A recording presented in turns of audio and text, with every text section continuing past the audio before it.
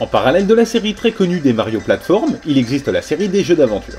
Le tout a commencé sur Super Nintendo en 1996 avec un Super Mario RPG qui a marqué son temps par ses graphismes exceptionnels et par son univers génial. C'est en 2001 que la série des Paper Mario commence réellement. Il s'agit encore d'un jeu d'aventure, mais cette fois-ci tous les personnages apparaissent en 2D, avec un effet qui fait irrémédiablement penser à des personnages tout en papier. D'où le titre. Peut-être. Vu le succès, une suite voit le jour en 2004 sur GameCube, mais forcément avec son passé, Mario ne peut décidément pas abandonner la plateforme, et même si le jeu reprend la grosse base du jeu d'aventure moyen, il n'oublie pas non plus ce qui fait le charme de Mario. Voulant se démarquer du lot, les développeurs ont réussi à créer des combats interactifs avec suffisamment d'événements loufoques pour qu'on ne s'en lasse pas trop vite. Par exemple, chose bizarre, il y a un public. Et plus vous êtes doué, plus le public vous soutient et vous gratifie de bonus sympas. Parfois un canaillou tente de vous lancer une pierre, mais vous pouvez aussi lui rendre l'appareil. L'évolution se fait dans des décors soignés, mais dont on reprochera toujours des teintes trop lugubres. À l'exception d'un ou deux endroits, ce sont les couleurs tristes et ternes qui priment et ça plombe un peu le moral. Fort heureusement, le scénario privilégie la déconne pure et dure, avec des méchants particulièrement crétins et des passages bien marrants, comme quand le gros dragon se met à bouffer le public, ou quand Mario écrase par mégarde la lentille de contact d'une habitante du port La Canaille. Que ce soit en combat ou en déplacement, les commandes sont d'une simplicité très appréciable, puisqu'elles permettent une immersion rapide dans le jeu. Les attaques nécessitent toujours un peu de rythme ou de coordination, et on peut également parer les offensives de l'ennemi. Le tout est bien souvent une question de timing.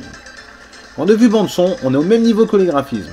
On a quitté le royaume champignon, et même si ça fait du bien parfois de voir autre chose, c'est aussi étrange de croiser Mario dans des endroits pas toujours très attirants.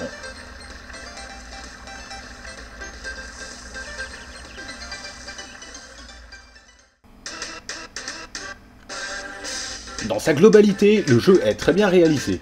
On accroche très vite à l'univers en papier qui permet des tas de fantaisies comme le pouvoir de se transformer en avion ou celui de se faire tout plat pour se faufiler dans des endroits étroits. On regrettera juste le manque de créativité visuelle lors des grosses attaques en combat. Comme bien souvent dans ce type de jeu, des tas d'alliés vont vous rejoindre. Ils auront tous des capacités très utiles comme le fantôme avec ses gros nibards qui peut souffler sur le décor pour révéler des passages secrets. On apprécie aussi le principe classique des mini-quêtes et la variété des chapitres qui forcent parfois à bien se creuser les méninges. Mais tout ça dans un bon esprit avec toujours un humour ravageur. Il faut vraiment jouer au jeu pour voir que Intelligent Systems a fait du bon boulot. Entre le décor qui tombe sur les combattants, les points de style, les super pouvoirs, les initiatives, les contres et la variété des commandes d'action, il est difficile de s'en lasser. Après, c'est bien évidemment du tour par tour avec tous les paramètres que l'on a l'habitude de voir comme les points de vie, les points de magie, les objets et la possibilité de fuir le combat.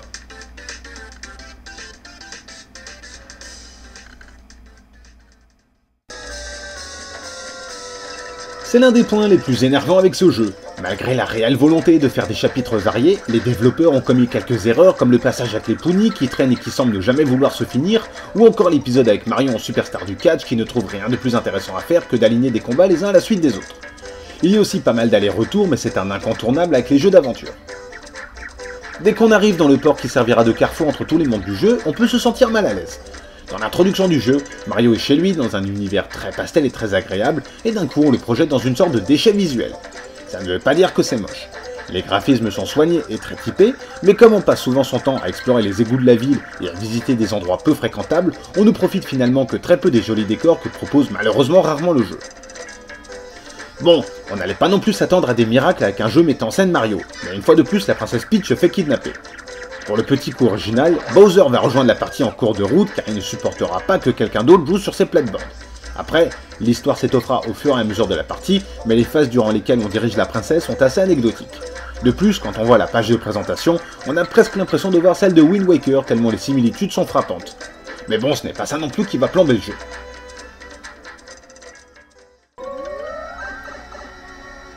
Même si celle-ci sort des sentiers battus, il est difficile de bouder une aventure de Mario, et point de vue aventure, justement, on est servi.